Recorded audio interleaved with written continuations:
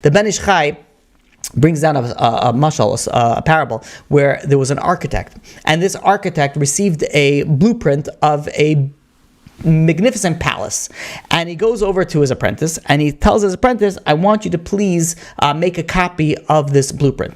And this apprentice says, not a problem. He studied accounting, he went through all, and I saw accounting, he started architecture, and he went and he copied this blueprint. The architect, the senior architect, is looking and comparing both sides of the art, and he sees, wait a minute, he says, you missed one little dot over here in the blueprint. So the apprentice says, what's the big deal? So I missed a dot. Who cares? I got the major, I got the gist of it. Okay, big deal. So I missed a little dot. So the architect says, wait a minute, you don't understand. He says, this is a miniature, this is just a miniature understanding, a blueprint of what the palace is going to be. That dot is a pillar that is supporting the entire palace. This is supporting the entire building. Says the Ben Ish Chai, Kadosh Baruch Hu, when God created this world, He created many, many upper worlds. The creation is a very, very complex creation, and that's what we spoke about, the 4 different worlds, and how HaKadosh Baruch Hu made a blueprint. There's a blueprint, and each person is an olam. Each person is a miniature world. We are a miniature world, and there's so much that if we mess up one thing, this affects so many worlds of what we are connected to.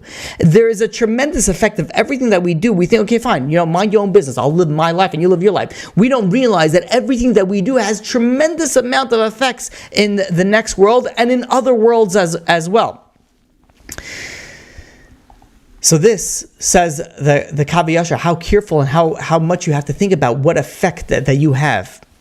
But then again, the Kav Yashar says that you shouldn't fall into despair. You shouldn't say, okay, wait a minute, what can be done? Okay, fine, so I messed up worlds, I destroyed everything. I've committed so many sins. No, says the Kav Yashar. On the contrary, you have to know that HaKadosh Baruch Hu, God, is a very, very merciful king. He's very merciful. He wants to receive people that are coming back. And if a person spends time and reflects and does the tshuva, Kadosh Baruch Hu will surely come and help him. And that's why the Gemara in Shabbos tells us, if someone comes to purify himself, if somebody wants to come and wants to be a better Jew, wants to be a better husband, wants to be a better wife, wants to be a better pet, whatever it is, they want to be better. If you have that desire and you put yourself to do some sort of work for that, HaKadosh Baruch Hu, God will come and help you, meaning that you will get help. All you need to do is just start. And this is such a wonderful idea. It's so amazing that, you think about, let's say somebody wants to become an entrepreneur, wants to start a business.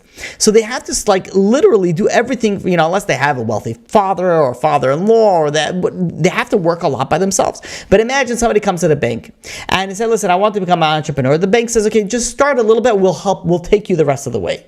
Can you imagine how amazing that would be? That's what God is. God tells us, listen, He says, I know it's difficult. I know all you need to do is just start. Start a little bit of tshuva, start a little bit of doing better, and I am going to come and I'm going to go and I'm going to help you.